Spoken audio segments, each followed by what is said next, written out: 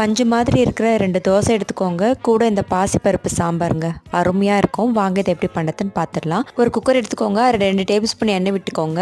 ஒரு கப் அளவுக்கு பாசிப்பருப்பு சேர்த்து நல்லா வறுத்துட்டு பிறகு அதில் 2 டம்ளர் அளவுக்கு தண்ணி விட்டுக்கோங்க. 20 சின்ன வெங்காயம், 2 பச்சை மிளகாய், ஒரு தக்காளி, 1 டீஸ்பூன் மஞ்சள்தூள் சேர்த்து ப்ரெஷர் குக்கர் மூடி ஒரு 2 விசில் விட்டு ஸ்டவ் ஆஃப் பண்ணிக்கோங்க. இப்போ ப்ரெஷர் ரிலீஸ் ஆனதும் மத்தில் வச்சு இந்த பருப்பை நல்லா கடைஞ்சி எடுத்துக்கலாங்க. இது அப்படியே இருக்கட்டும். ஒரு கடாய் எடுத்துக்கோங்க. அதில் 4 டேபிள் ஸ்பூன் எண்ணெய் விட்டுக்கோங்க. கடுகு, சீரகம், சோம்பு சேர்த்துக்கோங்க.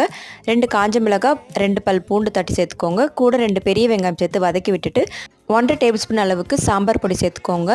இப்போ கடைஞ்சி வச்சுருந்த பருப்பு இதோட சேர்த்துக்கோங்க. ஒரு தடவை நல்லா கலந்து விட்டுட்டு லைட்டாக சாம்பார் கொதிச்சதும் ஸ்டவ் ஆஃப் பண்ணிக்கோங்க. ஒரு கை நிறைய கொத்தமல்லி சேர்த்துட்டு 2 டேபிள் ஸ்பூன் அளவுக்கு லெமன் ஜூஸ் சேர்த்துக்கோங்க. அவ்வளோதாங்க, ஒரு அற்புதமான சுவையில் டிஃபன் சாம்பார் ரெடி ஆயிடுச்சுங்க. இந்த சாம்பார் நீங்கள் காலையில் வச்சுட்டிங்கன்னா மத்தியானத்துக்கு சாதத்தோட அப்பளம் ஊறுகாவோட வச்சு இந்த சாம்பார் விட்டு சாப்பிட்டு பாருங்கள். அருமையாக இருக்கும். செஞ்சு பாருங்கள்.